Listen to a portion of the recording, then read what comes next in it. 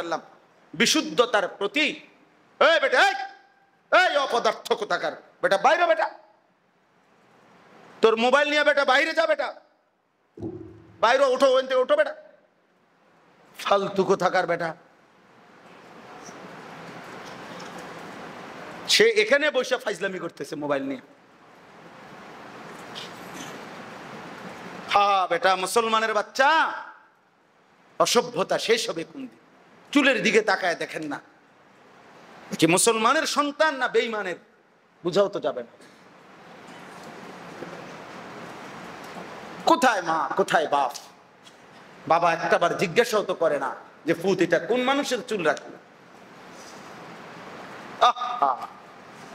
আফসোস আমাদের দুর্ভাগ্য আমরা এক জাতি যাদের মা বাপ বিল্ডিং দালানের প্রতি এত বেশি যত্নবান আপন সন্তান বরবাদ মানুষটা নষ্ট হয়ে যাইতেছে কিন্তু ওটা খাট ঠিক করে ওটা সোফা ঠিক করে ওটা সোফাতে আবার বার্নিশ দিতে আছে একটু কালার ডিসকালার হয়ে গেছে দরজা ঠিক করতেছে চিটকারি লাগাইতেছে ছেলে এক ওয়াক্ত নামাজ পড়ে না মেয়ে সারা দিন সারা রাত অসভ্য ছেলের সাথে নষ্টামি করে নোংরামি করে বিবি সারা দিন সারা রাত হয় মোবাইলে নয়তো টেলিভিশনে নাচ গান দেখে বউ নষ্ট হয়ে যাইতেছে ছেলে মেয়েও নষ্ট হয়ে যাইতেছে উনি সোফা ঠিক করে বুঝছে চাচা আর বাঁচবে না এইবার ইমাম সাবরে টাকা 200 দিয়া হুজুরে আনছে হুজুর আব্বারে কি করাই দেন তবা পড়াইয়া দেন এই 200 টাকা রাখেন এই টাকাটা দিয়ে আব্বার 60 বছরের সমস্ত বাটপারি সিটারি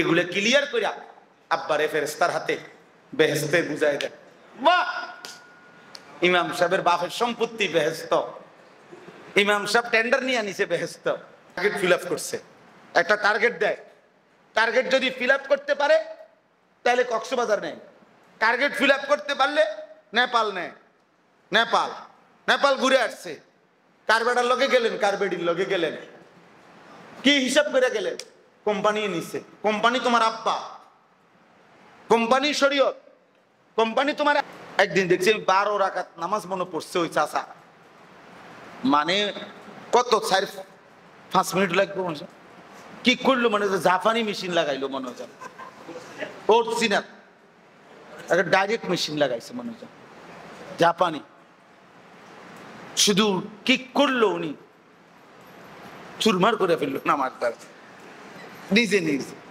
অনেক লোক দেখবেন চেয়ারে নামাজ পড়ে রুকু দেয় দেখেন রুকু এভাবে হাতের একটু সামনে দেয় এটা রুকু আর সেজদা একটু আগায় দেয় এটা সেজদা আপনি জিজ্ঞাসা করেন চাচা এটা কই থেকে আনছেন আমার এরকম রুকু তো আমার বাপ দাদাও শুনি নাই আমি তো কোনো কিতাবে শুনি নাই যে হাতে একটু আগায় দিলে এটারে রুকু কয় আর একটু বেশি আগায় দিলে এটারে সেজদা কয় হায় হায় কমাকে এটা কি রুকু বুঝছেন না আপনি দেখেন মাকসুদ আমি নিজে দেখছি বহুত হাতের কদ্দুর আগায় দিলে বেলে রুকু বেলে আর সেজদা একটু আগায় দেওয়া নিজের মতো খামখেয়ালি মোটরসাইকেল চালায় মসজিদাইয়া চেয়ারে বসে মোটরসাইকেলতে নাই মাইয়া চেয়ারে বই মোটরসাইকেলের সমস্যা নাই নামাজের সমস্যা আমি চেয়ারে বসা হারাম বলতেছি না যৌক্তিক কারণে কোন মুফতি সাহেবের ফতোয়া দিলে হইতে পারে কিন্তু শুধু ডাক্তারের সিদ্ধান্তে চেয়ারে বসে নামাজ পড়লে নামাজ হবে না। আসসালামু আলাইকুম ওয়া রাহমাতুল্লাহি ওয়া বারাকাতুহু।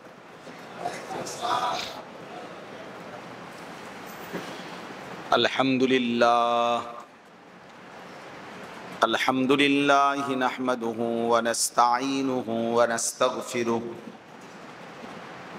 ওয়া নু'মিনু বিহি ওয়া নাতাওয়াক্কালু আলাইহি ونعوذ بالله من شرور أنفسنا ومن سيئات أعمالنا من يهده الله فلا مضل له ومن يضلله فلا هادي له ونشهد أن لا إله إلا الله وحده لا شريك له ونشهد أن سيدنا وحبيبنا ومولانا محمدا عبده ورسوله أما بعد فأعوذ بالله من الشيطان الرجيم بسم الله الرحمن الرحيم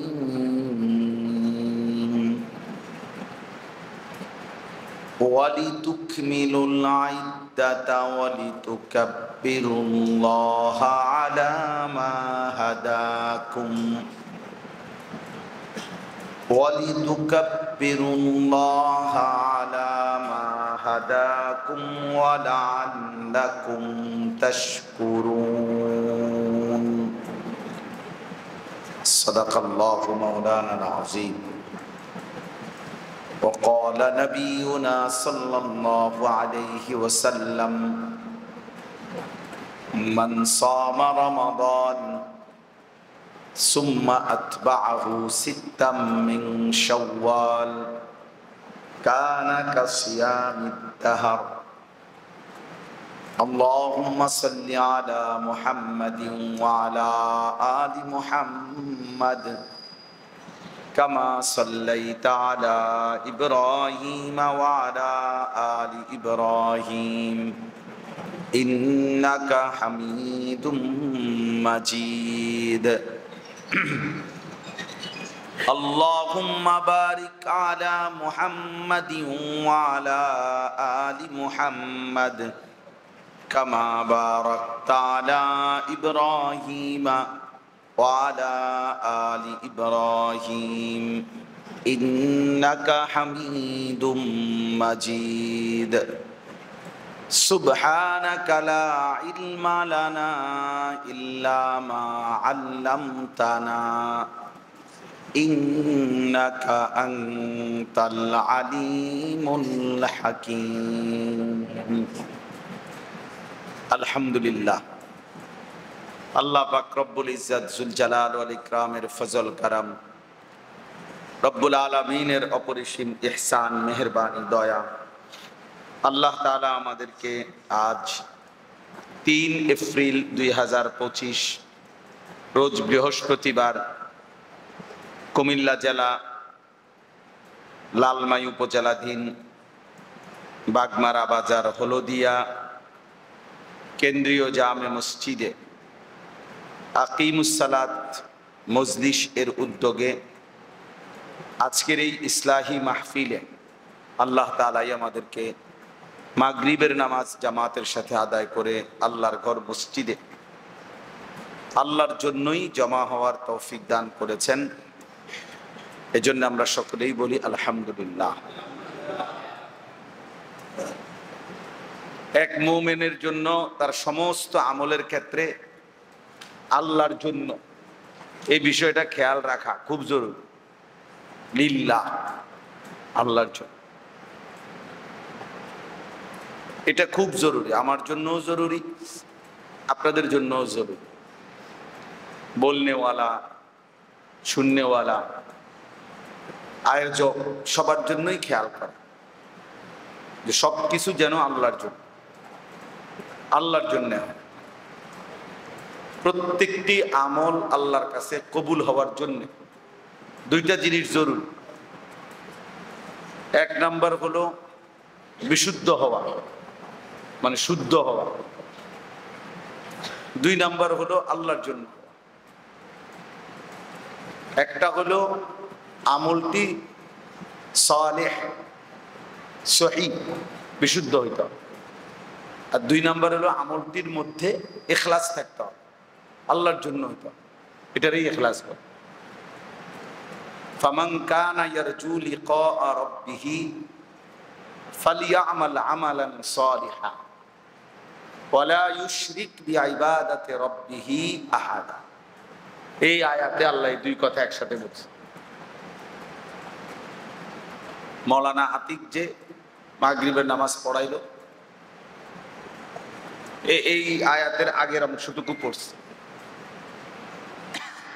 আল্লাহ তাআলা বলেন, যারা যারা আল্লাহ তাআলার সাক্ষাৎ চায়, হাসরের ময়দানে আল্লাহর মোলাকাত পেতে চায়, তো যে আল্লাহর সাক্ষাৎ পেতে চায় মানে জান্নাত চায়। কারণ যে জান্নাতি সেই আল্লাহর সাক্ষাৎ পাবে, আর যে আল্লাহর সাক্ষাৎ পাবে সেই জান্নাতি হবে, সোজা হিসাব। তো আল্লাহ তাআলা বলেন তাকে দুইটা জিনিস খেয়াল রাখতে হবে। ফালিয়ামাল আমালান সালিহা, এক নাম্বার সে যেন প্রতিটি আমল করে সালেহ, বিশুদ্ধভাবে।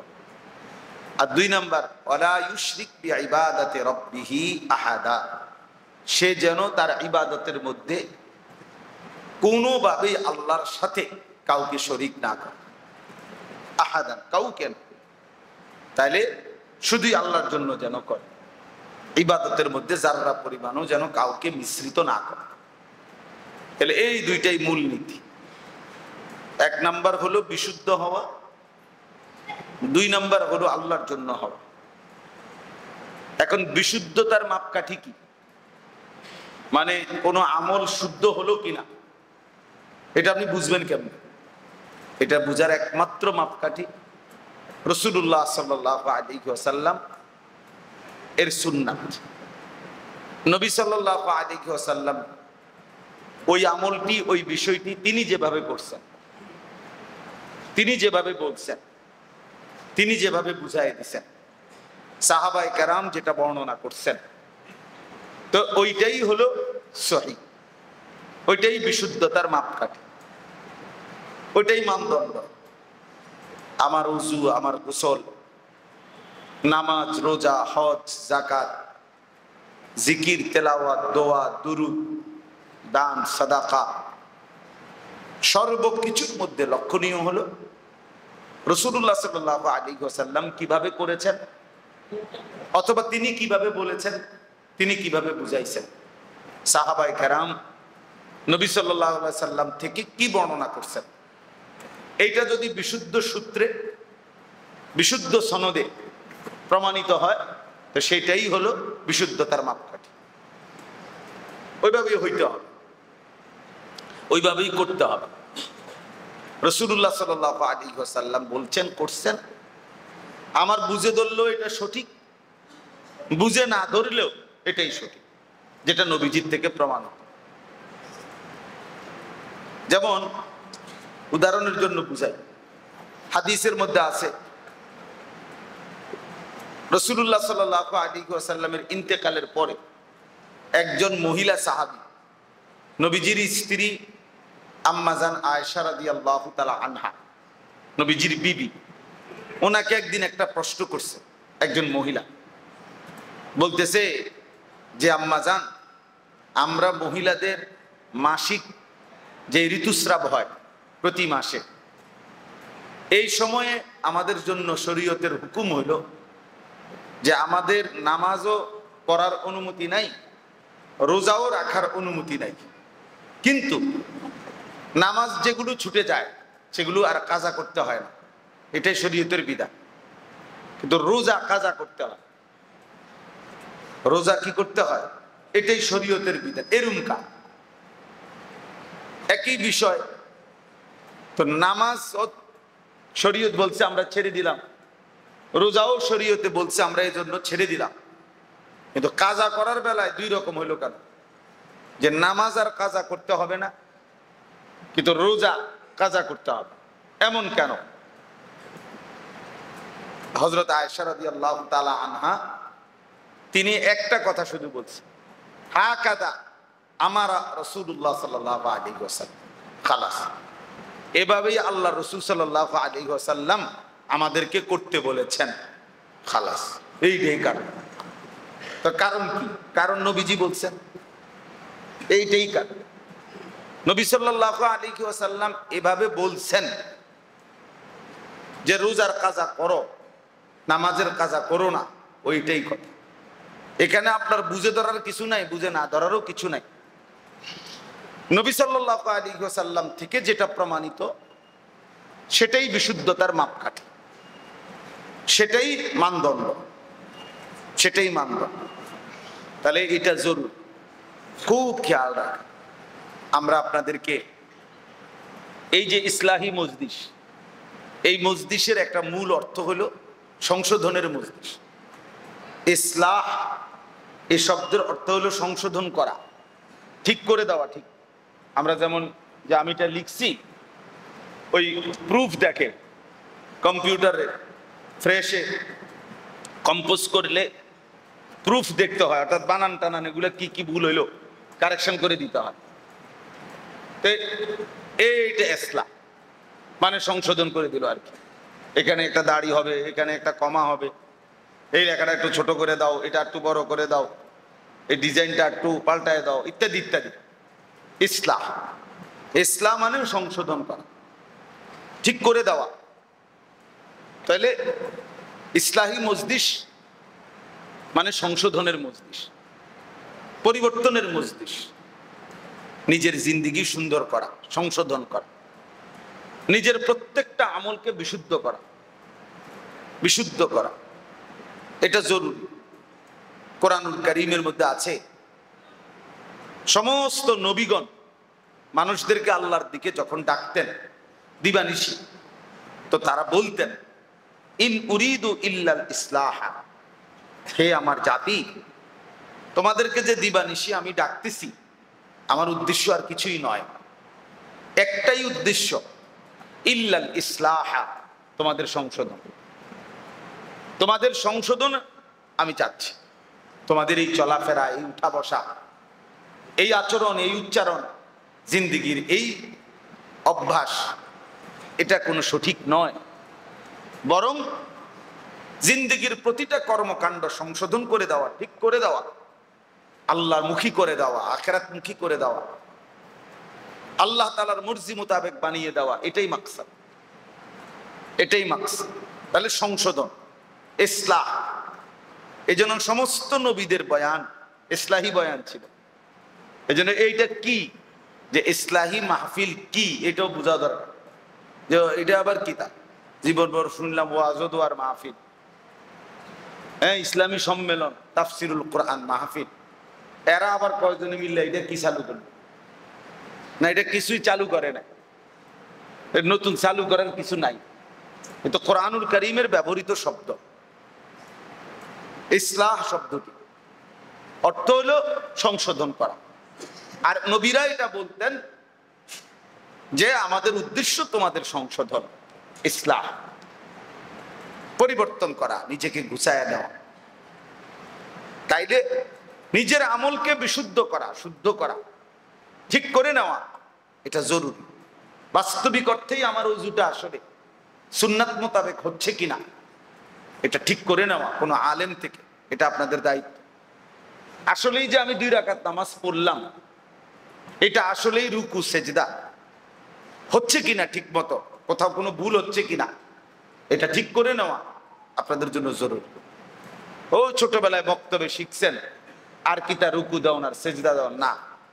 বাস্তবতা হলো প্রকৃত অর্থে যার ভিতরে আখিরাতের ফিকির আছে, তার 90 বছর বয়সেও শিখার অনেক বাকি আছে, 70 বছর বয়সেও শেখার অনেক বাকি আছে, বাকি আছে।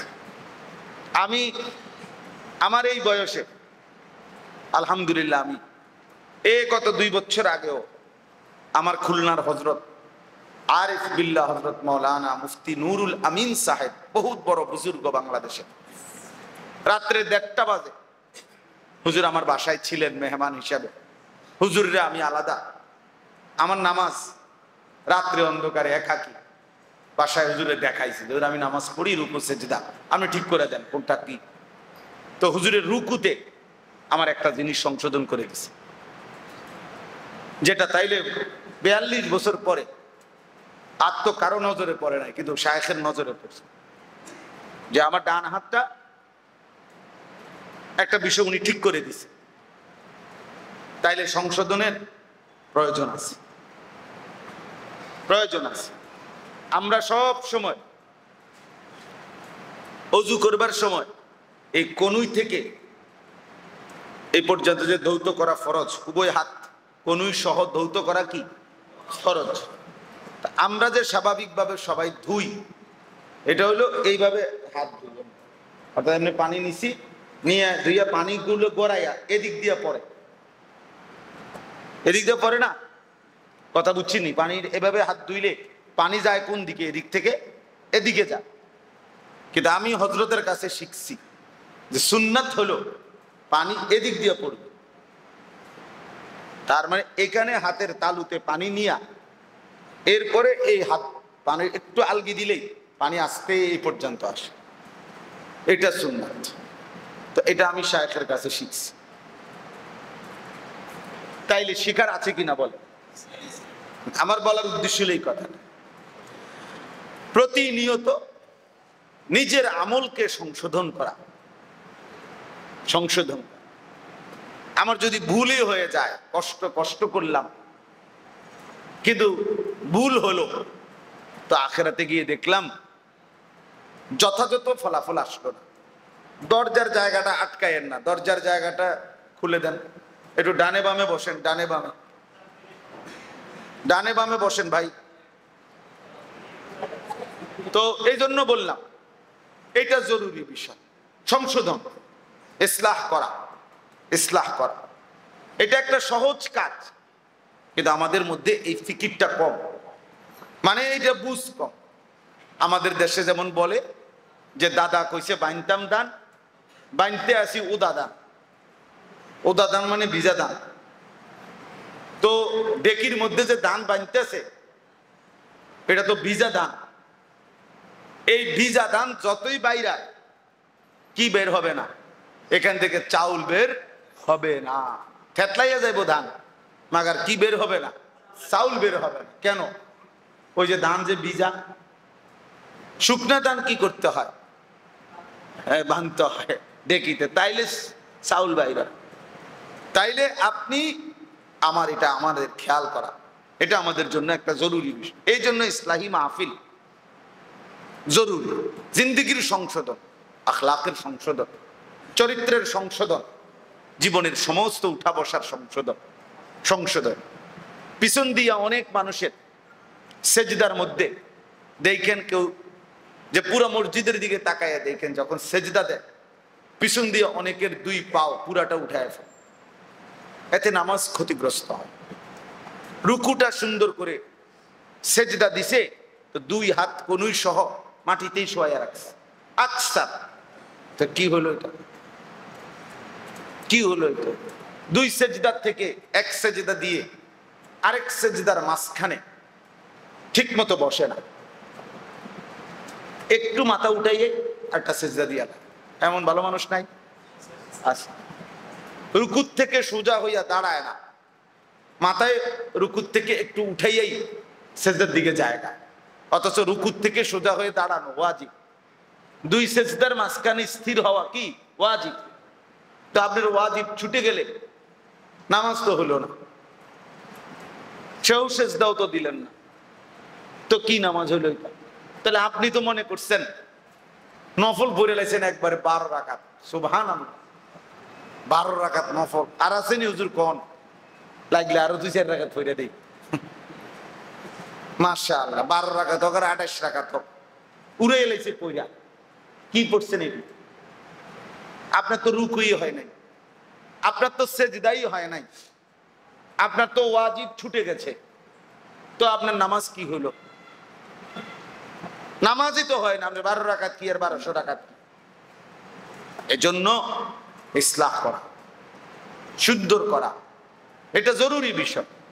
কোরআনুল কারীমের যত জায়গায় আমল করতে বলছে, সব জায়গায় মজার বিষয় হলো আল্লাহ হাসরের ময়দানে বলবে যে বান্দা, আমি কিন্তু একবার দুইবার না, বরং বারবার আমি এই শব্দটি ব্যবহার করেছি, আমলটাকে সালেহ বানাইতে হবে, বিশুদ্ধ। আমি শুধু আমলের কথা বলি নাই, ও আমিলুস সালিহাত বলছি, মান আমিলা সালিহান বলছি, ফালিয়ামাল আমালান সালিহান বলছি। প্রত্যেকবারে আমল এই শব্দটির সাথে সালেহ এই শব্দটা লাগাইছি আমি। বিশুদ্ধ।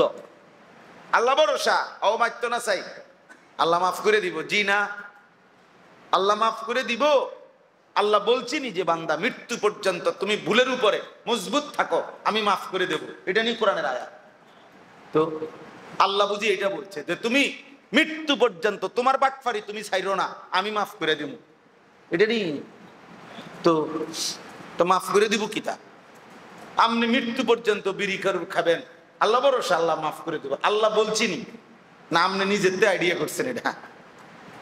আপনি যে মৃত্যু পর্যন্ত সুদ খাইলেন, ঘুষ খাইলেন, হারাম খাইলেন, মিথ্যা বললেন, আল্লাহর নাফরমানি করে গেলেন, আবার আপনাদের বললে আপনি কোন আর আহ যাই তোমরা হুজুররা, কত হুজুরের কত কথা, হতুয়া জ্বালায় থাকতারি না, আল্লাহ ভরসা, আল্লাহ মাফ করে দিব, গাফুরুর রহিম আল্লাহ তো গাফুরুর রহিম, আমিও কই, কিন্তু গাফুরুর রহিম নিজে বলছিনি যে তুমি এক সুতা আমার নাফরমানির থেকে সরবা না, আমি তোমারে মাফ করে দিব, এটা নি কইছে।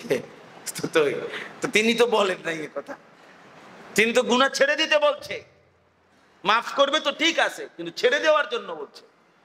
ওয়াদারু যাহিরাল ইসমি ওয়া বাতিনা, আল্লাহ বলে প্রকাশ্য গুনাহ ছেড়ে দাও, গোপন গুনাহও ছেড়ে দাও।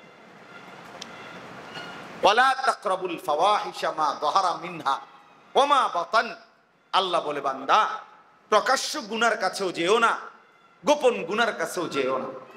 ওয়ালা তাকরাবুজ জিনা, জিনা ব্যভিচারের কাছেও যেও না। তাহলে এই ছেড়ে দিতে বলছি কিনা? বলেছেন। আল্লাহ তাআলা বলছেন লা তুশরিকু বিহি শাইআন, আল্লাহর সাথে শিরিক করো না, মা বাবারে কষ্ট দিও না। তাহলে এগুলো আল্লাহ তাআলা নিষেধ করলেন, তাহলে গুনাহ ছেড়ে দিতে বলছেন আল্লাহ। এরপরে তওবা করতে বলছেন। এরপরে আল্লাহ বলছেন গুনাহ ছেড়ে দিলে আর করবা না, ওয়াদা দিলে, লজ্জিত আর অনুতপ্ত হয়ে তওবা করলে আমি আল্লাহ ওয়াদা দিলাম আমি মাফ করে দেব। তো মাফ তো করবে ঠিক আছে, তো ছেড়ে দেওয়ার শর্তে তো করবে, আর করবেন না এই ওয়াদা দেওয়ার শর্তে। লজ্জিত আর অনুতপ্ত হইতে হবে, ছেড়ে দেওয়ার কোনো নামগন্ধই নাই। আপনি শুধু হুজুরের লগে লগে ডোলে আস্তাগফিরুল্লাহ রাব্বি ডোলে, ওটা আপনি লড়ে মাথা লাড়া, পকেটে ওর বিড়ি যা পকেটের বিড়ি পকেটে ওটা লড়ে, কীর্তেন লড়েন আপনি, আপনি বিড়ি না খাইবেন বইয়া, মস্কারি করেন, ফাইজলামি করেন মিয়া, কার সাথে করেন তামাশা, কার কাছে মাফ চাইতেছেন মিয়া? আল্লাহ তাআলা বুঝে না? হ্যাঁ, আপনার তো গুনাহ ছেড়ে দেওয়ার কোনো মানসিকতাই নাই, বাটপারি সিটারি বন্ধ করার ব্যাটার কিন্তু কোনো ফিকিরে নাই। হে কয় আস্তাগফিরুল্লাহ, কি আস্তাগফিরুল্লাহ? বেটা তোর আস্তাগফিরুল্লাহর উপরে আস্তাগফিরুল্লাহ, তোমার আস্তাগফিরুল্লাহর উপরে কি আস্তাগফিরুল্লাহ। করাচি হযরত রাহমাতুল্লাহ আলাইহি পাকিস্তানের বড় বুজুর্গ ছিলেন, এটা উনার একটা কথা, মানে উনি হজ্জের সফরে যাইতেছিলেন, বহুত বড় আল্লাহওয়ালা। তো উনার সাথে পাকিস্তানের এক শেঠ, পাকিস্তানের শেঠ বলে বড় ব্যবসায়ীকে, তো ও বেটাও ওনার সাথে হজে যাইতেছে। তো এহরাম পরা বিমানের মধ্যে, তো বিমানের যে বিমানবালা, বিমানের যে মহিলারা বিমানের সেবা করে যাত্রীদের, তো এদের পোশাক আশাক তো অর্ধেক অর্ধেক, কোম্পানি দুর্বল, এই জন্য দুইজনের একজনের কাপড় দেয়, এই জন্য কোম্পানির দুর্বলতার কারণে ওনারা এটারে অর্ধেক অর্ধেক করে মিলাইয়া পড়ে। তো সবাই না, মানে যেগুলা এরকম, তো ওই হাজি সাহেব হজে যাইতেছে, এহরাম পরা, এখন এই বিমানের এই যে মহিলারা আসা যাওয়া করতেছে, তো উনি রীতিমতো এটা দেখে অবাক হয়ে গেছে, ইন্না লিল্লাহ, এগুলো এরকম বেপর্দা কেন? হ্যাঁ, তো উনি ওই হজরতকে, করাচি হজরত রাহমাতুল্লাহের পাশে বসা, তো উনি বলতেছেন আর কি ওই মহিলাদের দিকে তাকাইয়া, আস্তাগফিরুল্লাহ আস্তাগফিরুল্লাহ হজরত, দেখেন দেখেন কি বেপর্দা। তে হজরত তখন বলছে, ভাই তেরি আস্তাগফিরুল্লাহ পর আস্তাগফিরুল্লাহ, তোমার আস্তাগফিরুল্লাহর উপরে আস্তাগফিরুল্লাহ, তুমি তো চাইয়েই রইছো বেড়ির দিকে, আবার কব আস্তাগফিরুল্লাহ। এটা কিসের আস্তাগফিরুল্লাহ? পহলে তো নজর হটাও, ফের বলো আস্তাগফিরুল্লাহ, আগে তো কি সরাও চোখ সরাও, এরপরে না কইবা আস্তাগফিরুল্লাহ। তুমি দিয়ে এমনি সাইয়া রইছো, আবার কও আস্তাগফিরুল্লাহ। এই জন্য তোমার আস্তাগফিরুল্লাহর উপরে কি আস্তাগফিরুল্লাহ।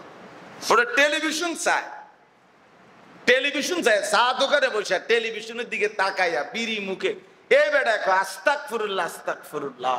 কিও দেশটা কিতা শুরু হইলো, কি শুরু হইলো বুঝছেন না চাচা? এই যেটি চাইতেছেন এটি শুরু হয়েছে, আপনি তাকাইয়েই রয়েছেন, কি শুরু হইলো দেশটা? এইটা নিয়ে আস্তাগফিরুল্লাহ।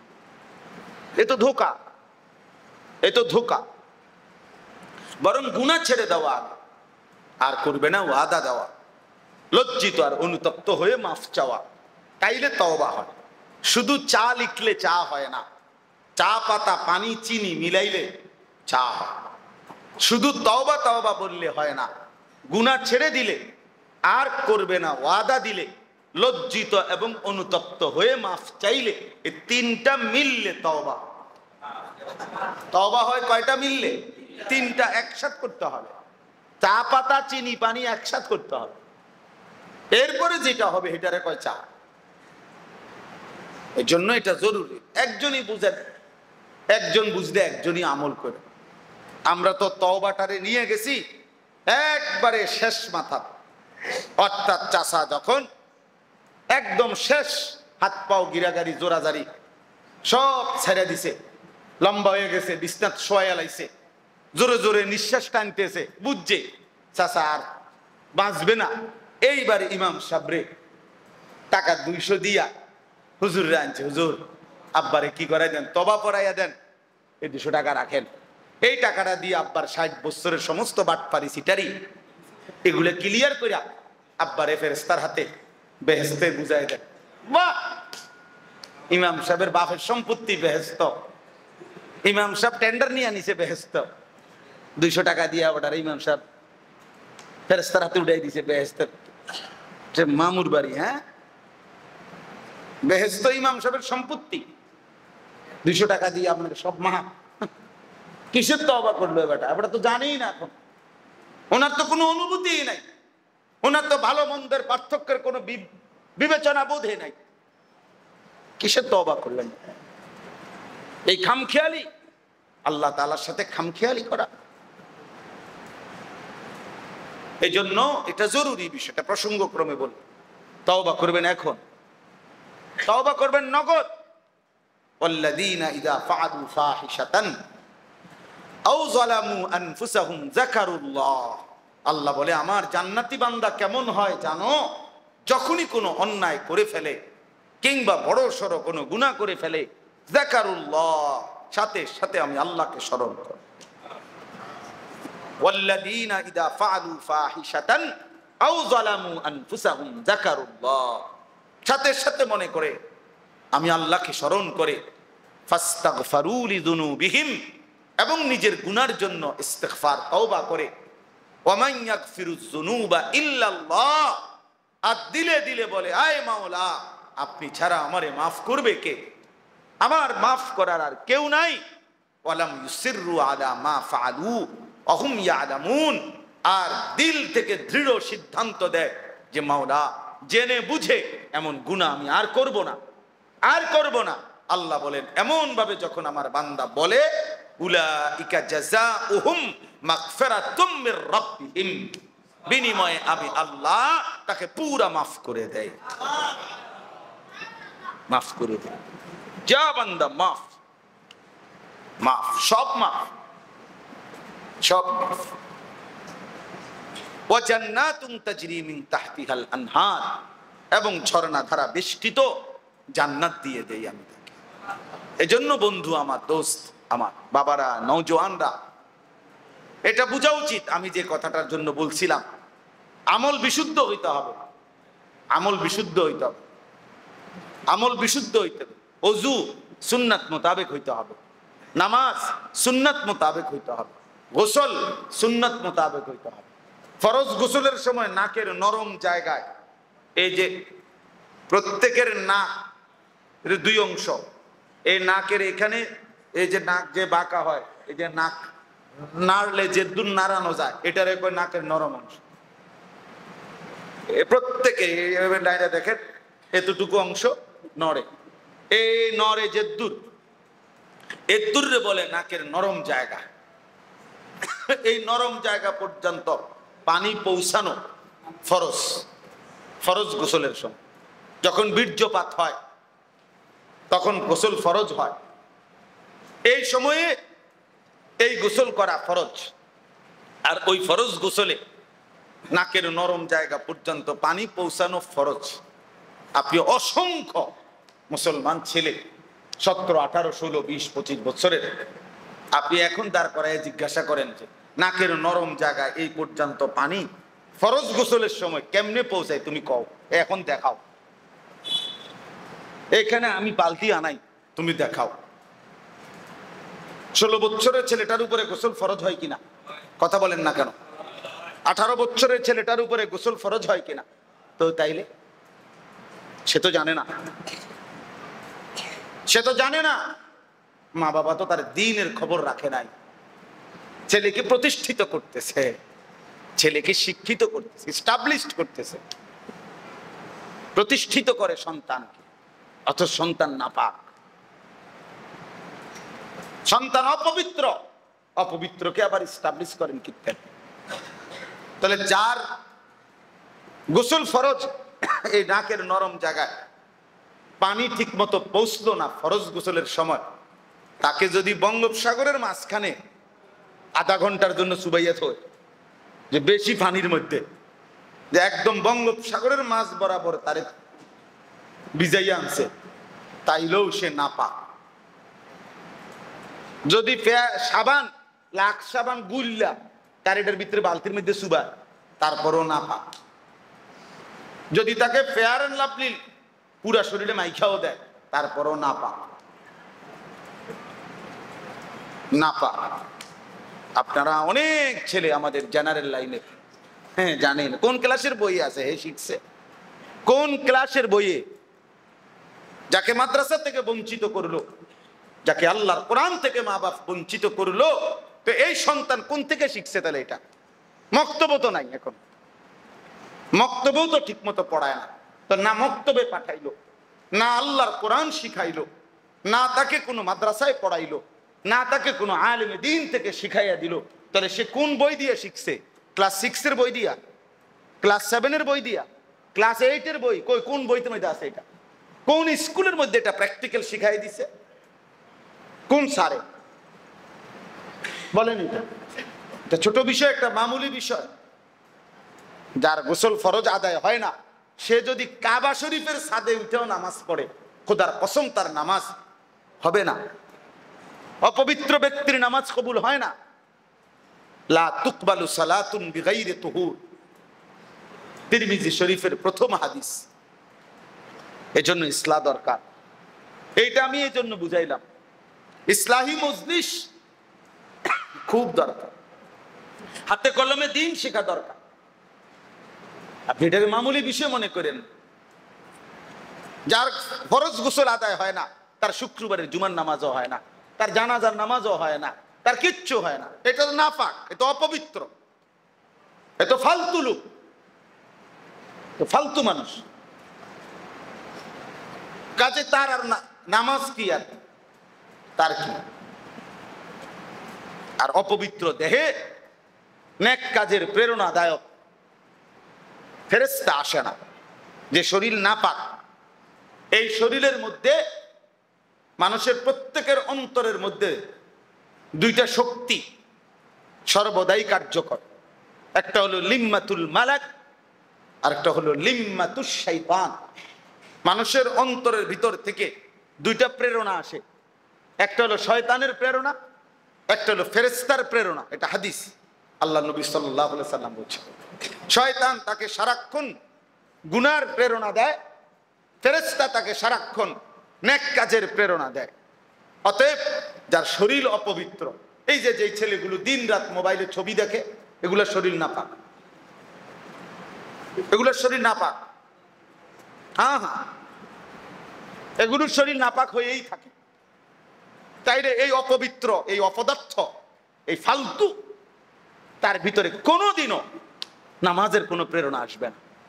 নামাজের প্রেরণা আসবে কোত্থেকে? তার তারে না ভিতর থেকে যে নামাজের প্রেরণাটা দিবে, যে ফেরেশতা হয়তো তার লগে নাই, তার পুরা শরীরটার মধ্যে তো শয়তান মাইক খেলাইছে একদম, তারে তো পুরা শয়তান বেষ্টন করে আছে। নয়তো মুসলমানের বাচ্চা, মুসলমানের সমাজ, মুসলমানের মহল্লা, চারিদিকে মসজিদ, 14 গোষ্ঠী মুসলমান, গ্রামের সবাই মুসলমান, তার নিজের পরিচয়ও মুসলমান, এরপরও এই বেহায়া, এই নির্লজ্জ কেমনে নামাজ না পড়া মুসলমানের বাচ্চা থাকে কেমনে? এটা কিভাবে সম্ভব? আমি বহু চিন্তা করে দেখছি, আমার মাথাতে এটা কোনো যুক্তিতেই ধরে না। এটা মুসলমানের বাচ্চা হয় কেমনে বেটা? কেন নামাজ পড়বে না সে? কি কারণ থাকতে পারে? একেবারে স্বাভাবিক সৌজন্যতা, ন্যূনতম ভদ্রতাবোধ যার আছে, সে কেমনে নামাজ না পড়ে থাকে? মূল কারণ হলো দিনের পর দিন প্রকাশ্য মানুষের সামনে, মনে করেন এটা মসজিদ, ওই রাস্তার এই পাশে দাঁড়াইয়া মুসলমানের বাচ্চা জামাত চলে, ওই বইয়ে বইয়ে মোবাইল টিপে, এটা এত বড় অসভ্য কেমনে হইলো ভাই? কথা বুঝেন নাই? আর হ্যাঁ, তার বাপ কই, তার মা কই? তে এত বড় 16 বছরের এই দামরা, তারে কেউ কোনোদিন কোনো সবক দিল না যে কিরে বেটা মুসলমানের বাচ্চা এত বড় হাইওয়ান হয় কেমনে? মুসলমানের বাচ্চা এত বড় নাফরমান হয় কেমনে? ইনসাফ কি বলে ভেবে দেখেন। কারণটা কি? পরে এক ওয়াক্ত নামাজ পড়তে পারে না, মন চায় না, নামাজে পড়তে মন চায় না, এটা এত বড় জানোয়ার কেমনে হইল? কেমনে হইল এটা? কি কারণ? কারণ অপবিত্র, অপবিত্র। এই জন্য তার কলিজার ভিতরে ঈমানের কথা বলে দিবে, আখিরাতের কথা মনে করাই দিবে, নেক কাজের প্রেরণা দিবে, এমন ফেরেশতাই নাই। তার পুরা বডিটার ভিতরে যেটা আছে এটা শয়তান, ভিতরে যেটা আছে এটা কি? শয়তান। শয়তান।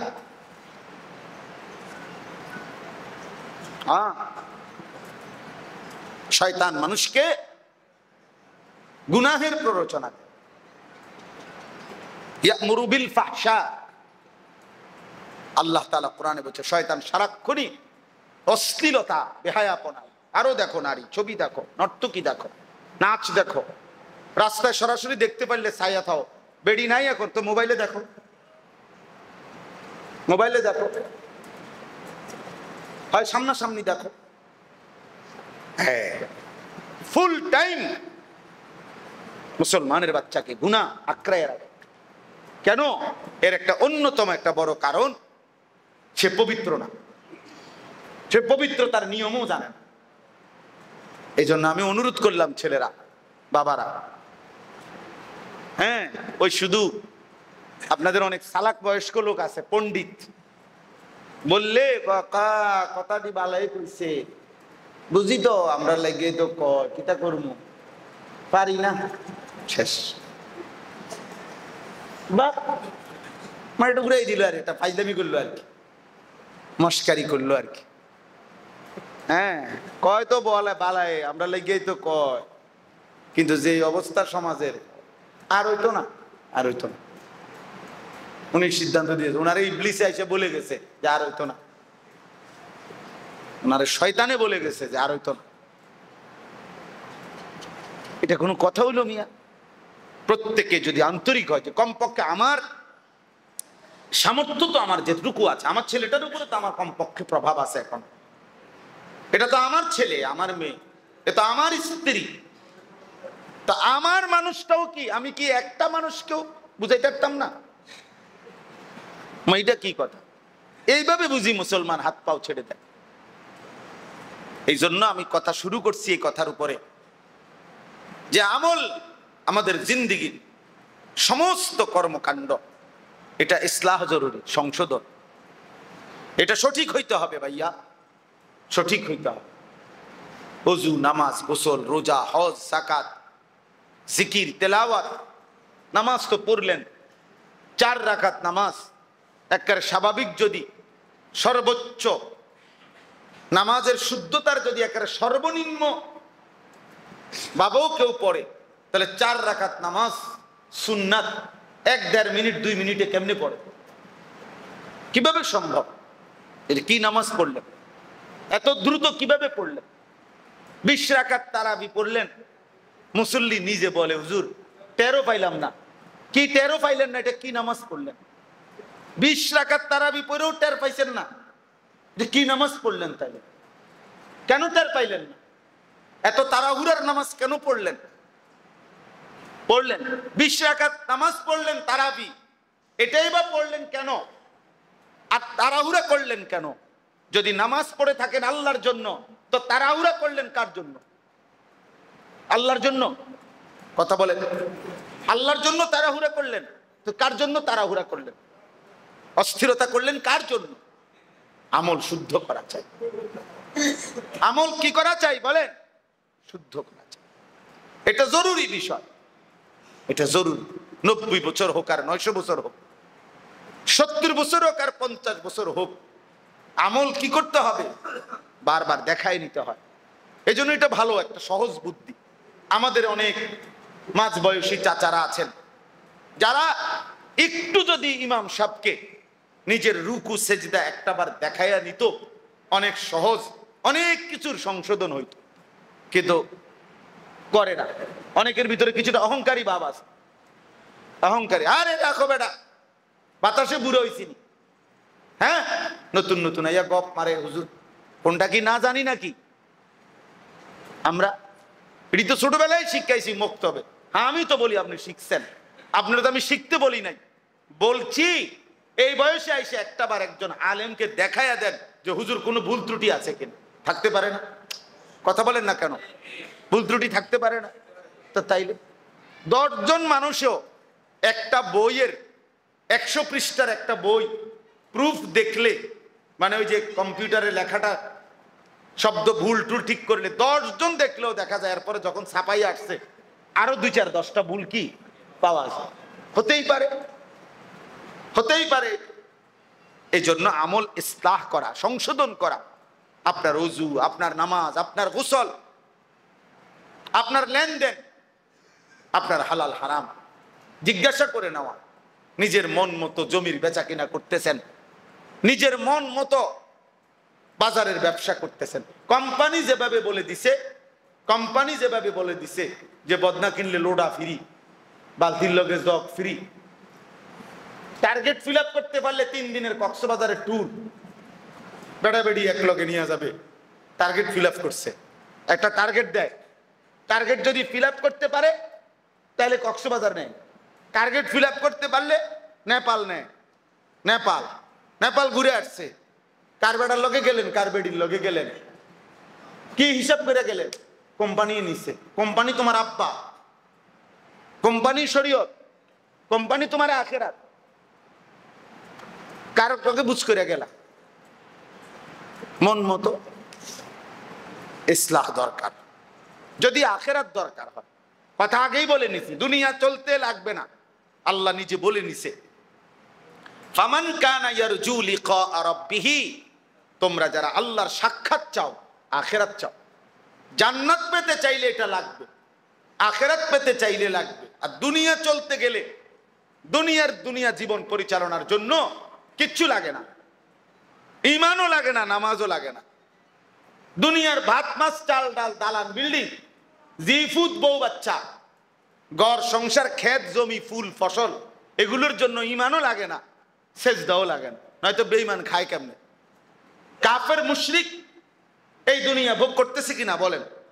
তাইলে দুনিয়া তো একটা স্বাভাবিক জিনিস, এটা তো 2 পয়সার কোনো গুরুত্বপূর্ণ কোনো জিনিস না, যার কারণে আল্লাহ তাআলা অবাধে মুক্তভাবে সবাইকে দিছে যে যা দস্তরখান বিছায় রাখছি, যার মনে কয় সে খাবে না।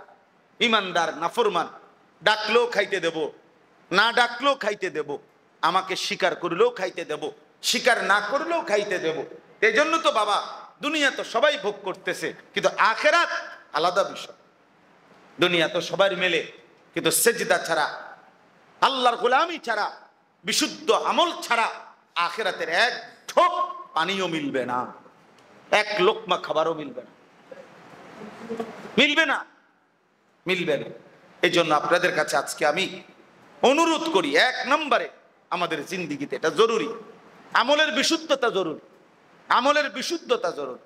মুসলিম শরীফে হাদিস আছে, আল্লাহ নবী সাল্লাল্লাহু আলাইহি সাল্লাম সাহাবীকে দেখছেন নামাজ পড়ছে, নামাজের সালাম ফিরাইছে, নবীজি ডাক দিয়া বলছে কুম ফাসাল্লি ফাইন্নাকা লাম তুসাল্লি, আবার দাঁড়াও, আবার নামাজ পড়ো, তোমার নামাজ হয় নাই। সাহাবীর নামাজ, সাহাবী আমাদের মতো খামখেয়ালি নামাজ পড়ে? হ্যাঁ, সাহাবী আমার মতো খামখেয়ালি নামাজ পড়ে? এই 2 মিনিটে 4 রাকাত। একদিন দেখছি 12 রাকাত নামাজ মনে পড়ছে ওই চাচা, মানে কত 4-5 মিনিট লাগবে মনে হয়। কি করলো মনে হচ্ছে জাপানি মেশিন লাগাইলো মনে হচ্ছে, অরিজিনাল একটা ডাইরেক্ট মেশিন লাগাইছে মনে হচ্ছে জাপানি। শুধু কি করলো উনি, চুরমার করে ফেললো নামাজ দ্বারা নিজে নিজে।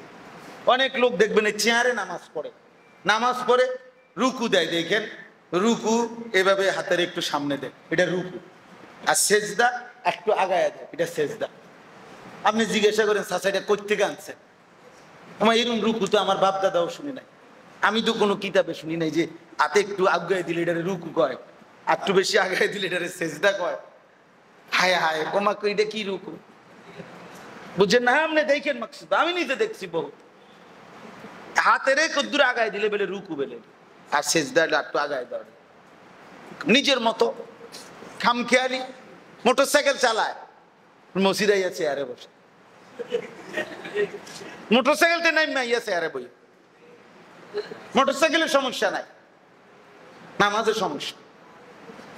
আমি চেয়ারে বসা হারাম বলতেছি না, যৌক্তিক কারণে কোন মুফতি সাহেবের ফতোয়া দিলে হইতে পারে, কিন্তু শুধু ডাক্তারের সিদ্ধান্তে চেয়ারে বসে নামাজ পড়লে নামাজ হবে না।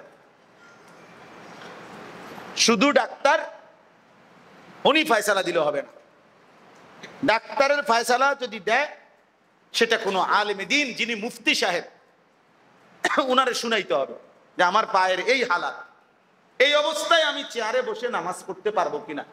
কোন মুফতি সাহেব যদি বলে তাইলে আপনি পারবেন, নাইলে ডাক্তারের সিদ্ধান্ত হবে না। ডাক্তার প্যারাসিটামল দিতে পারে, ডাক্তার ফতুয়া দিতে পারে না, এই অধিকার নাই ডাক্তারের। আবার বলে আমি জানি না, আমরা জানলে হইতো না, আমিও জানি প্যারাসিটামল কি কাজ করে। কথা বুঝেন না কথাটা? প্যারাসিটামল এটা কি কাজ করে? এরকম 2-4টা ওষুধের নাম, ফ্লাজিল পায়খানা বারবার হইলে খাওয়ান লাগে, এটা আমরাও জানি। উরসেলাইন, তো আমি ডাক্তার তো নাকি, আমি যেহেতু জানি ফ্লাজিল কি কাজ করে, এরপরে প্যারাসিটামল কি কাজ করে, আমিও তো ডাক্তার নাকি। আল্লাহ ফেরার জায়গা নাই, আপনি কিসের ডাক্তার মিয়া? তাইলে এরকম 2-4টা সবাই জানে, এই জানা কিনা যথেষ্ট না। যিনি ফতুয়া দিবেন মুফতি সাহেব ফতুয়া দিবেন, তাইলে ফালিয়ামাল আমালান সালিহা, এই কথাটাই ঘুরে ঘুরে বলতেছি। আমল বিশুদ্ধ হইতে হবে বাপ, আমল সুন্দর হইতে হবে, কোরআন এবং সুন্নাহর আলোকে হইতে হবে। রাসূলুল্লাহ সাল্লাল্লাহু আলাইহি ওয়াসাল্লাম যেভাবে বলেছেন। তো বলতেছিলাম ওই সাহাবীকে নবীজি আবার বলছেন, উনি আবার নামাজ পড়ছেন, নবীজি বলছে হয় নাই আবার পড়ো, আবার পড়ছেন, বলছে হয় নাই আবার পড়ো, 3 বার নামাজ পড়ছেন নবীজির সামনে 2 রাকাত নামাজ, নবীজি 3 বারই বলছে হয় নাই আবার। এবার সাহাবী অসহায় হয়ে বললেন ইয়া রাসূলুল্লাহ, এর চাইতে সুন্দর ভাবে তো আমি আর পারছি না, আপনি আমারে শিখায় দেন, আল্লিমনি, আপনি আমারে শিখান। তো রাসূলুল্লাহ সাল্লাল্লাহু আলাইহি সাল্লাম নিজে দাঁড়িয়ে হাত দিয়া ধরে ধরে ওই সাহাবীকে রুকু সেজদা তিনি ধরে ধরে ঠিক করাই দিয়েছেন। তাহলে দিন শিখতে হয়, শিখতে হয় বাপ, শিখতে হয়। ছোটবেলার কথা তো আপনার মনে নাই, সব কর হুজুর হয়তো বলছে আপনার মনে নাই, হুজুরের ঠিকই শিখাইছিল, আপনার খেয়াল হতেই পারে যেদিন শিখাইছিল এই কথাটা সেদিন আপনি মুক্তবে আইছেন নারী মাঝখান দিয়ে পড়েন নাই, হইতে পারে না এমন, আপনার খেয়াল নাই, এটা এরকম ভুল ছুটে যাইতে পারে না বিষয়টা, এটা ঠিক করে নিলে অসুবিধা কি? হযরত আব্দুল্লাহ ইবনে মাসউদ বলছেন রাসূলুল্লাহ সাল্লাল্লাহু আলাইহি ওয়াসাল্লাম আমাকে এরকম হাতে ধরে, এরকম এক হাত দিয়ে আরেক হাত যেভাবে ধরে এভাবে ধরে একটি একটি শব্দ করে দোয়ায়ে কুনুত নবী আমারে শিখাইছে। আল্লাহুম্মা ইন্না নাস্তাঈনুকা, আল্লাহুম্মা ইন্না নাস্তাঈনুকা ওয়া নাস্তাগফিরুকা ওয়া নাস্তাগফিরুকা, মানে এভাবে নবীজি বলছে, সাহাবী বলছে, নবীজি বলছে, সাহাবী বলছে, এভাবে শব্দে শব্দে সাহাবায়ে কেরাম রাসূল থেকে দ্বীন শিখছে, দ্বীন শিখছে। হযরত জুনদুব ইবনে আব্দুল্লাহ রাদিয়াল্লাহু তাআলা এক সাহাবী, কিশোর সাহাবী, এই 15-17 বছরের সাহাবী। উনি বলছেন আমরা কয়েকজন কিশোর নবীজির সাথে ছিলাম লম্বা সময় থেকে, নবীজি সাল্লাল্লাহু আলাইহি সাল্লামের কাছে তাআল্লামনাল ঈমান, আমরা ঈমান শিখছি, ঈমান শিখলাম। তো ঈমান শিখা মানে কি? মানে লা ইলাহা ইল্লাল্লাহু মুহাম্মাদুর রাসূলুল্লাহ, এই বাক্যটা শিখছে 15 দিন লাগাইয়া। এই তো কথা বলেন না কেন? এটা শিখতে 15 দিন লাগে, এটা শিখতে 10 দিন লাগে। তা তাইলে কি শিখছেন ওনারা? এটা তো ওনাদের তো মাতৃভাষাই আরবি। এটা তো আমাদের 3 বছরের বাচ্চাও 3 বার কইলে 10 বার বললেই লা ইলাহা ইল্লাল্লাহ বলতে পারে, পারে না? এটা তো সাহাবী কি শিখলেন? তাইলে সাহাবী ঈমান শিখছেন। উনি বলতেছেন আমরা ঈমান শিখছি নবীজির কাছে। হযরত আব্দুল্লাহ ইবনে মাসউদ ওমর তিনি বলছেন কুন্না নাতাআল্লামু তাওহীদ, আমরা নবীজির থেকে তাওহীদ শিখছি। তার মানে ঈমান কাকে বলে, ঈমান বলতে কি বুঝায়, লা ইলাহা ইল্লাল্লাহ আমার কাছে কি দাবি করে, লা ইলাহা ইল্লাল্লাহ কি কারণে ক্ষতিগ্রস্ত হয়, কুফর কি জিনিস, শিরিক কি জিনিস, এই বিস্তারিত বিষয়গুলো আমরা নবীজির থেকে শিখে নিছি অক্ষরে অক্ষরে। এরপরে উনি বলেন সুম্মা তাআল্লামনাল কুরআন, এরপরে আমরা কোরআন শিখছি নবীজির কাছে। ফাজদাদনা বিহি ঈমানান, নবীজির কাছে এক এক অক্ষর কোরআন আমরা শিখলাম, আর প্রত্যেক আয়াত শিখতে শিখতে আমাদের ঈমান বাড়তে থাকলো, বাড়তে থাকলো, বাড়তে থাকলো। হযরত আব্দুল্লাহ ইবনে ওমর রাদিয়াল্লাহু তাআলা আনহুমা তিনি বলছেন সূরা বাকারা নবী সাল্লাল্লাহু আলাইহি ওয়াসাল্লাম থেকে শিখতে আমার 8 বছর পূর্ণ সময় লাগছে। কি করছে 8 বছর লাগায়? আমাদের বাচ্চারাই যে হাফেজ হয়ে যায় 2 বছরে, আমাদের বাচ্চারাই যে হাফেজ হয়ে যায় 1 বছরে। তো উনি 8 বছর লাগাইয়া সূরা বাকারা কি শিখলেন? এটা কি শিখলেন? বুঝাইছেন। হাদিসের ব্যাখ্যার মধ্যে আছে সাহাবী সূরা বাকারার এক একটা আয়াত আল্লাহ যা বলতে চেয়েছেন সেটা বুঝে নিছেন, মুখস্থ করেছেন। এ আয়াতের মধ্যে যে আমলটা, ওই আমলটা বাস্তবায়ন করছেন, যেই নিষেধটা সেটার থেকে বিরত থাকার চেষ্টা করছেন। এই সবটি যখন আমল হইছে, বাস্তবায়ন হইছে, তো এটারে শিখা বলছেন। তা এটারে বলছেন কি? শিখা, শিখা, এটারে বলছেন শিখা। তাহলে সাহাবায়ে কেরাম বাবা দ্বীন শিখছেন, কোরআন শিখছেন, ওনারা ওযু নামাজ শিখছেন।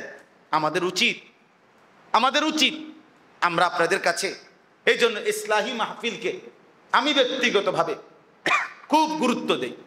এই গতানুগতিক বড় মাহফিলের চাইতে এই মাহফিলের কার্যকারিতা বেশি, মানে এর প্রভাব বেশি, ফলাফল বেশি, ফায়দা বেশি, উপকারিতা বেশি।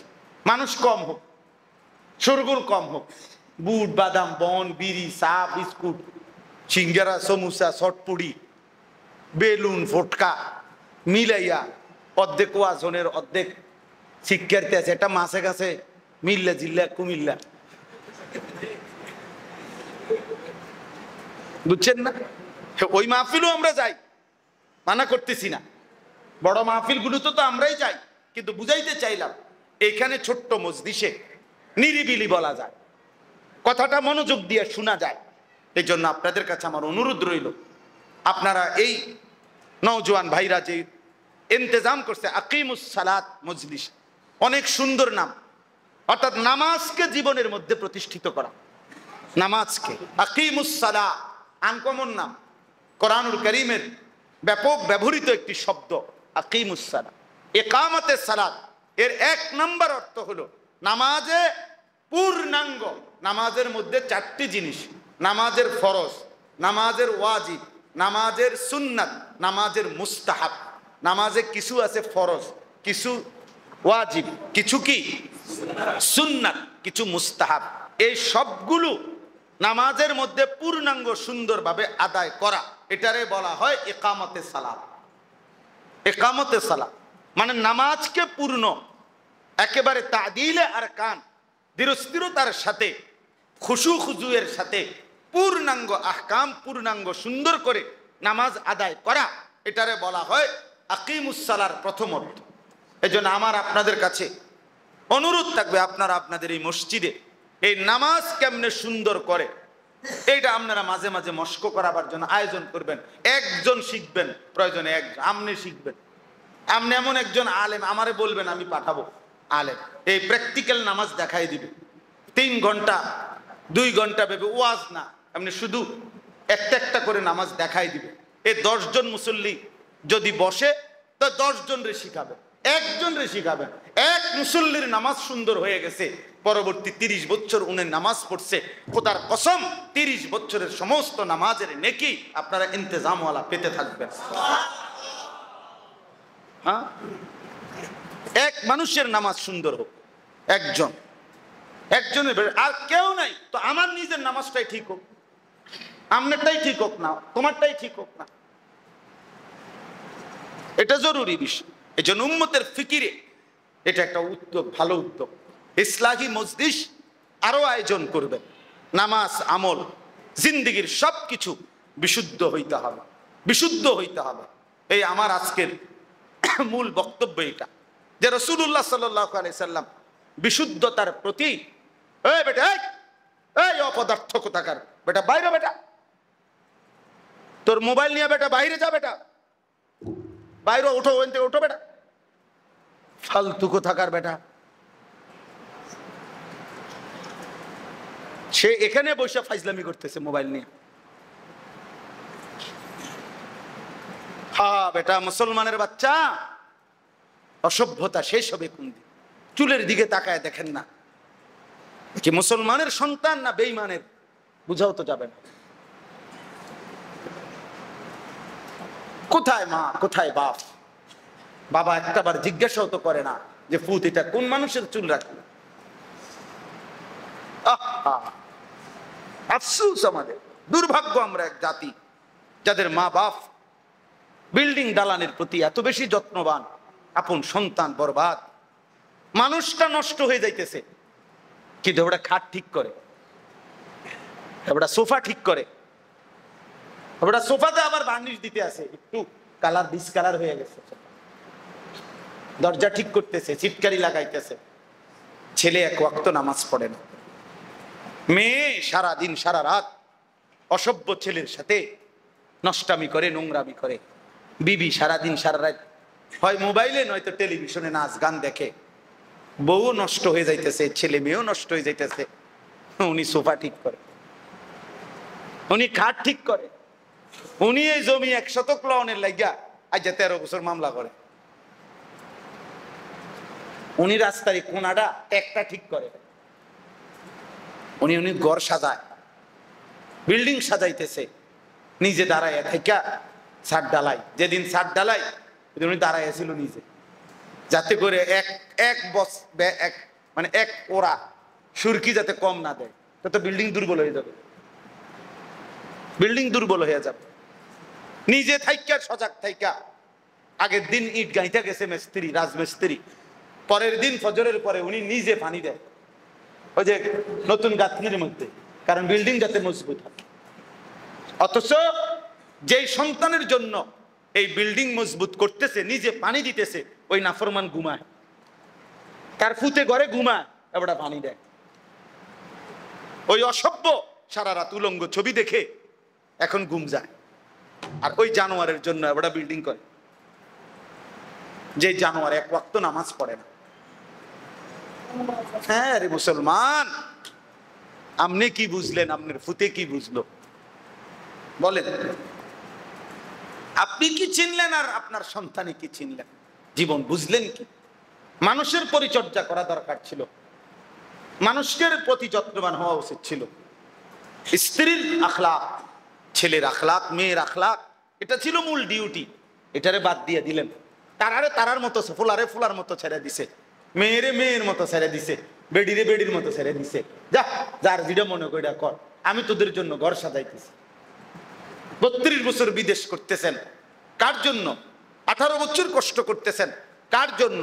সারা জীবনের অর্জন টাকা পয়সা রোজগার করে বিনিময়ে যদি আমার স্ত্রী সন্তান চরিত্রবান না হয়, তো আমার এই কষ্টের কি ফায়দা? কার খাট কে দেখে, কার সোফা কে দেখে? কিন্তু দেখবো কার ঘরে সোফা নাই। সোফা খাট এগুলা পৃথিবীর আশ্চর্য জিনিস, ঠিক না? কথা বলেন না কেন? পৃথিবীতে সর্বোচ্চ 10 জন মানুষের ঘরে সোফা আছে, এরকমই তো নাকি? তা তাইলে এটা আশ্চর্যের কি আছে? বিল্ডিং চিনে না কেডা? ইট বালু সিমেন্ট বুঝে না কে? আপনি কীর্তন এগুলা নিয়ে এত ব্যস্ত হয়ে গেলেন। আল্লাহ আমাদেরকে বিবেক দান করেন। হ্যাঁ, আমি শক্ত মানুষ, নিজেদের সন্তানের আখলাকের দিকে যার নজর নাই, নিজের স্ত্রী কন্যা ছেলে মেয়ের আখলাকের প্রতি যার যত্নবান না, এটা অপদার্থ পুরুষ, অকর্মণ্য ফালতু মানুষ, আকামলা লোক। এবারে আসলেই কোনো কামের মানুষ না, কামের মানুষ না। এই জন্য আমার অনুরোধ আজকে এই এক কথাই আমি বলছি, আমল সুন্দর করবেন। নিজের ওযু, নিজের নামাজ, নিজের কোরআনুল কারীম, যাদের কোরআন শরীফ শুদ্ধ পড়তে পারেন না, দেখে দেখে আমার বাপ কেমনে যাবেন কবরে? কেমনে কবরে যাবে? এই বছর আমরা আমার শায়েখ আল্লামা মুফতি মুশতাকুন নবী কাসিমি হুজুরের সাথে যে আমরা এতেকাফ করছি, 1100 সাথী এক মসজিদে এতেকাফ করছি আমরা। তো ওইখানে 2 জন অন্ধ হাফেজ কোরআন শরীফ তেলাওয়াত করছে, ছিল আমাদের সাথে এতেকাফ, একদম অন্ধ। এত সুন্দর কোরআন শরীফ পড়া, যতবারই ওনারা পড়ছে হুজুর ততবারই কাঁদছে আর বলছে, হায় চোখওয়ালারা, আপনারা হাসরের ময়দানে কি জবাব দিবেন যে যেদিন এই অন্ধকে আল্লাহ দাঁড় করাবে আর বলবে যে আমার অন্ধ হাফেজে কোরআন আমার কালাম এতটা সুন্দর করে পড়ছে, আর আমি তোদেরকে 2টা চোখ দিয়েছি 60 বছর, বিনিময়ে আমার কালাম একটা লাইন দেখে দেখেও শুদ্ধ পড়তে পারো না? কি জবাব দিবেন বলেন? মেয়ে পান খাইতে খাইতে জীবন শেষ, চা খাইতে খাইতে জীবন শেষ, নায়নাতকুরের লগে মস্কারি করতে করতে হায়াত শেষ, সাদওয়ানে গপ মারতে মারতে শেষ, মেল মিটিং দেন দরবার করতে করতে শেষ, শেখ হাসিনা খালেদা জিয়ার সমালোচনা করতে করতে শেষ, আমেরিকা লন্ডন ঠিক করতে করতে শেষ, ফুদ বিদেশ পাঠাইতে পাঠাইতে 60 বছর শেষ, মাইয়া বিয়ে দিতে দিতে সারিগা মাইয়া বিয়ে দিছে, খালা হায়াত শেষ, বিল্ডিং একখান কাম শেষ করছে, 4টা রুম, ভিতরে 2টা বাথরুম, জীবন শেষ। 3 ফুট বিদেশ পাঠাইতে পাঠাইতে হায়াত শেষ। আর কিতা করতাম হুজুর? আল্লাহ রহমতে আপনার দোয়া, তারা 3 জনরে বিদেশ পাঠাইছি, 4টা মাইয়া বিয়ে দিছি, একখান বিল্ডিং করছি। চাচা আপনি আর কিতা করবেন? আপনি তো একটা মানুষ, তো আপনি তো এটা শরীর, এটা তোর বডি না, আপনি আর কিরবেন? আপনি একজনে আর কয়জনরে বিদেশ পাঠাইবেন? আপনি তো আসছেনই তো দুনিয়ায় বিদেশ পাঠাইতেন, আপনি তো দুনিয়া আসছেনই ফুদ বিদেশ পাঠাইতেন, আইছিলেন। পৃথিবীতে আসার উদ্দেশ্যই তো ফুদ বিদেশ পাঠানো, ঠিক না? তো আল্লাহ আমাদেরকে বুঝ দান করে। এজন্য ভাইয়া আমরা আমাদের আমল সুন্দর করব তো ইনশাআল্লাহ। ইসলাহি মাহফিলের এই ফিকি, নামাজ সুন্দর করেন, নামাজ সুন্দর। আল্লাহ নবী সাল্লাল্লাহু আলাইহি ওয়াসাল্লাম বলছেন, যার নামাজ সুন্দর তার জিন্দেগি সুন্দর। মান আকামাহা ফাকাদ আকামাদ-দ্বীন। আল্লাহ রাসূল সাল্লাল্লাহু আলাইহি ওয়াসাল্লাম বলছেন, আস-সালাতু ইমাদুদ-দ্বীন, নামাজ হলো দ্বীনের খুঁটি। যে নামাজ ঠিক করলো সে তার পুরো দ্বীন ঠিক করলো। এজন্য আকিমুস সালাহ, নামাজ ঠিক করা, নামাজকে ইকামত, নামাজকে জীবনের মধ্যে সৌন্দর্য করা, এটা জরুরি, এটা জরুরি। এই জন্য প্রিয় ভাই আমার, সন্তানরা আমার, নওজোয়ান ছেলে তোমাদেরকেও বলি, আর বয়স্ক মাঝ বয়সী বাবা আপনাদেরকেও বলি, আপনারা দয়া করে আপনাদের ওযু এবং নামাজ, কমপক্ষে আজকে আমি এতটুকু আপনাদেরকে বলে গেলাম, আপনাদের ওযু, গোসল, ফরজ গোসল এবং নামাজ এটা ঠিক করে। একজন আলেম, যে যার সুযোগ হয়, সারা বাংলাদেশে আলেম আছে, বক্তা হইতে হবে সবাই জরুরি না, সবাই বক্তা সাহেবের কাছে গিয়ে ঠিক করতে হবে এটা জরুরি না। কমপক্ষে আপনার ওযুটা ঠিক করে দেওয়ার মতো আপনার নামাজ সুন্দর ঠিক করে দেওয়ার মতো আলেম আপনার চারপাশে শত শত আছে। মাদ্রাসা আছে, নুরানি মাদ্রাসা, হাফিজি মাদ্রাসা চারিদিকে আছে, মসজিদের ইমাম সাহেব আছে, মুয়াজ্জিন সাহেব আছে। আপনি একজনের সাথে সম্পর্ক করে আপনার ওযুটা ঠিক করে নেন, নামাজটা ঠিক করেন, সূরা কেরাত ঠিক করেন, গোসলটা ঠিক করেন, কমপক্ষে এতটুকু যেটা ধারাবাহিক আমল করতে হয় নামাজ, সেটা ঠিক করেন। রাসূলুল্লাহ সাল্লাল্লাহু আলাইহি ওয়াসাল্লামের একটা কথা মনে রাখবেন, আল্লাহর নবী সাল্লাল্লাহু আলাইহি সাল্লাম, আপনারাও জানেন এটা, নবীজি তার আখিরি কথা এই পৃথিবী থেকে যেদিন বিদায় নেয়, সেদিন শেষ উম্মতের জন্য আখিরি ওসিয়ত করছে নামাজ। তো নবীজি শেষ বলে গেছে কি কথা, আর আবার নবীজি বলছে হাসরের ময়দানে প্রথম কথা হবে কি নিয়া। তাহলে এখানে শেষ করে গেছে কি কথার উপরে, নামাজের উপরে। ওখানে শুরু করবে কি কথার উপরে, এখানের শেষ ওখানের শুরু, ওখানের শুরু, ওখানের শুরু। এজন্য নামাজ দিয়ে নবীজি কথা শেষ করছে, হাসরের ময়দানে কথা শুরু হবে নামাজ দিয়ে, নামাজ দিয়ে। অতএব নামাজ সুন্দর করা জরুরি, নামাজ সুন্দর করা জরুরি, নামাজ সুন্দর করা জরুরি। কোরআন শরীফে স্পষ্ট আছে, শুনেন, ফাখালাফা মিন বাদিহিম খালফুন আদাউস সালাতা ওয়াত্তাবাউশ শাহাওয়াত ফাসাউফা ইয়ালকাউনা গাইয়া। আল্লাহ বলেন, পরবর্তী আমার বন্ধুর পরে পরবর্তী প্রত্যেক জামানায় একটি গ্রুপ, কিছু মানুষ এমন হবে যাদের দুইটা বদ অভ্যাস। এক, আদাউস সালাহ, যারা তাদের নামাজকে নষ্ট করে, ওয়াত্তাবাউশ শাহাওয়াত, যারা তাদের মনের ইচ্ছা মতো চলে।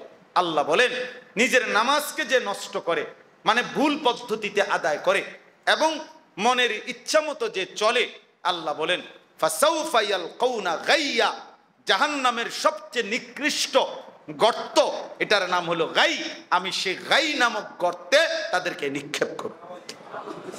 এই জন্য যে নামাজ সদবদর করেন আর নামাজ যে পড়ে না, তার কথা বাদ দেন, এতে কোনো আউট অফ সিলেবাস,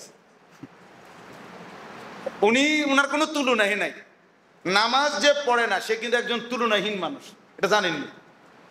হ্যাঁ, অতুলনীয়, মানে তাকে কোনো কিছুর সাথে, তারে কুত্তার লগেও তুলনা করা যায় না, শুয়োরের লগেও তুলনা করা যায় না, তারে বিড়ালের লগেও তুলনা করা যায় না, তারে গরু ছাগলের লগেও তুলনা করা যায়। সে অতুলনীয়, তুলনাহীন মানুষ, তোমার কোনো তুলনাই নাই।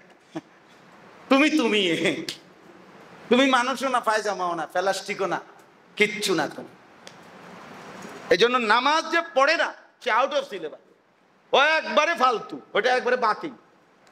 কিন্তু নামাজ পড়ে অথচ কি করে, নষ্ট করে রুকু সেজদা, নামাজের আহকাম। তো আল্লাহ তাআলা বলে, আমি তাকেও জাহান্নামে ছুঁড়ে মারব। তাহলে নামাজ ঠিক করা দরকার কিনা বলেন? নামাজ ঠিক করা দরকার, নামাজ ঠিক করা দরকার। আল্লাহ তাআলা কোরআনে স্পষ্ট বলছে মুনাফিকের চিহ্ন কি, কোরআন শরীফে আছে। মুনাফিকের এক নম্বর চিহ্ন, ইজা কামু ইলা সালাতি কামু কুসালা, যারা অলস ভাবে নামাজ পড়ে। অলস, গার হালাইয়া দিছে, এই আরে তারাবি পড়তে আছে, এক ঠ্যাঙের উপরে ভর দিয়ে আরেক ঠ্যাংরে ছেড়ে দিছে, মানে আরেক পা হাঁটুর কি ভর কি ছেড়ে দিছে, অলস নামাজ পড়ে, অলস, তাড়াহুড়া, হুলস্থুল। আল্লাহ বলেন এটা মুনাফিকের চিহ্ন, মুনাফিকের চিহ্ন। লা ইয়াযকুরুন আল্লাহ ইল্লা কালিলা, যারা সামান্য জিকির করে, আল্লাহকে সামান্য পরিমাণ ডাকে, অল্প, তারা মুনাফিকের চিহ্ন। এটা আল্লাহকে ডাকে না, হেরে বলে নাই, ডাকে তবে সামান্য, মানে তাড়াহুড়া করে। এই জন্য তাড়াহুড়া করা নামাজে এটা মুনাফিকের চিহ্ন। এই জন্য আমি অনুরোধ করছি নামাজ সুন্দর করে, এই আকিমুস সালাত বুজদিস, আমিও দোয়া করি আল্লাহ তাআলা যেন আপনাদেরকে আপনাদের নামাজ, মহল্লাবাসীর নামাজ এবং মুসলমানের ঈমান আমল সুন্দর করার, সংশোধন করার চেষ্টা করার তৌফিক দান করেন। আল্লাহ তাআলা আজকের এই ইসলাহি মজলিসে আমাদের ভিতরে যেন এই ফিকির আসে যে আমরা আমাদের ওযু, আমরা আমাদের গোসল, আমরা আমাদের নামাজ, আমরা আমাদের আমল সুন্দর করব ইনশাআল্লাহ। বলেন ইনশাআল্লাহ। সুবহানাল্লাহি ওয়া বিহামদিহি, সুবহানাকাল্লাহুম্মা বিহামদিকা, আলহামদুলিল্লাহি রাব্বিল আলামিন। মওলাই করিম আপনি মাফ করে দেন, রব্বে করিম আপনি মাফ করে দেন, মেহেরবান মওলা আপনি মাফ করে দেন, আয় আল্লাহ আপনি মাফ করে দেন, আয় আল্লাহ আপনি মাফ করে দেন। আয় আল্লাহ আপনি মাফ করে দেন, আয় আল্লাহ আপনি মাফ করে দেন। আগামী জিন্দেগি আপনি সুন্দর করে দেন, ঈমান আমলের দৌলত দান করেন, তাকওয়ার জীবন দান করেন। সমস্ত কবরবাসীদেরকে মাফ করে দেন, কিয়ামত পর্যন্ত কবরের আযাব মাফ করে দেন। এলাকার সমস্ত বাবা চাচা যে যেখানে কবরবাসী, সমস্ত কবরবাসীদেরকে মাফ করে দেন। আল্লাহ আপনি আমাদের সকলের উপরে রহম করেন, কারম করেন। আল্লাহ আমাদের ঘর পরিবার, স্ত্রী সন্তান ছেলে মেয়েদেরকে নেক জীবন দান করেন, দিন দান করেন। আল্লাহ বিবি বাচ্চাকে দিন দান করেন, আখিরাত দান করেন, আখিরাত দান করেন। আল্লাহ আমাদের প্রত্যেককে আমাদের ওযু নামাজ সুন্দর করার তৌফিক দান করেন। আকিমুস সালাহ এই মজলিস আপনি কবুল করে নেন। আজকের এই ইসলাহি মাহফিল আপনি ভরপুর বরকত দান করেন। আমার এই বাবা চাচা বয়স্কদেরকে আরো বেশি নেক আমলের তৌফিক দান করেন। আমার কিশোর নওজোয়ান এই ছেলেদেরকে আল্লাহ আপনি বদলে দেন, আখলাক বদলে দেন, চেহারা বদলে দেন, চুল সুন্দর করে দেন, চেহারা সুন্দর করে দেন, উত্তম আখলাকওয়ালা বানিয়ে দেন। আগামীর পৃথিবীতে ইসলাম কায়েমের জন্য এদেরকে আল্লাহ এগিয়ে আসার তৌফিক দান করেন। আল্লাহ এদের কলিজার মধ্যে হিম্মত দান করেন, এক এক যুবককে মুজাহিদ বানিয়ে দেন। আল্লাহ আপনার দ্বীন প্রতিষ্ঠার সৈনিক হিসাবে কবুল করে নেন। আল্লাহ অসুস্থ বিমারি যারা শিফা করে দেন, প্রত্যেকের কামাই রুজিতে হালাল বরকত দিয়ে দেন। প্রবাসে বিদেশের জমিনে যারা বারবার দোয়া চেয়েছে, আল্লাহ ওনাদের প্রত্যেককে সহি সালামতে নিরাপদে রাখেন। মাওলা আল্লাহ আপনি আমাদের প্রত্যেকের নেক মাকসাদ আপনি পূরণ করে দেন। রব্বির হামহুমা কামা রব্বায়ানি সগীরা। সুবহান রাব্বিকা রব্বিল ইজ্জাতি আম্মা ইয়াসিফুন ওয়া সালামুন আলাল মুরসালিন ওয়ালহামদুলিল্লাহি রাব্বিল আলামিন।